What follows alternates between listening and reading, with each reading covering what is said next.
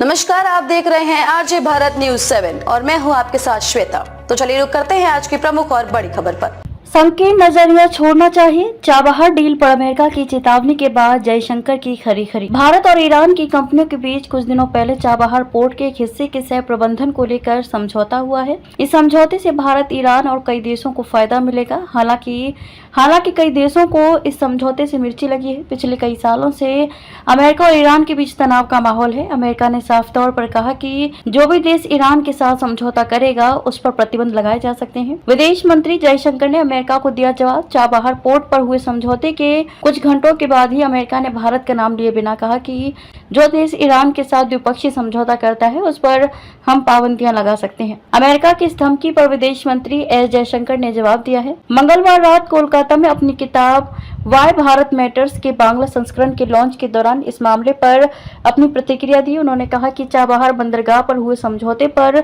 लोगों को अपना संकीर्ण नजरिया छोड़ना चाहिए। विदेश मंत्री एस जयशंकर ने कहा कि चाबहार बंदरगाह से पूरे क्षेत्र को लाभ होगा और इसके बारे में संकीर्ण दृष्टिकोण नहीं अपनाया जाना चाहिए। अमेरिका ने भी किया चाबहार की व्यापक प्रासंगिकता का जिक्र। एस जयशंकर ने आगे कहा कि हमारा चाबहार बंदरगाह के साथ एक लंबा जुड़ाव था, लेकिन हम कभी भी दीर्घकालिक समझौते पर हस्ताक्षर नहीं कर सके।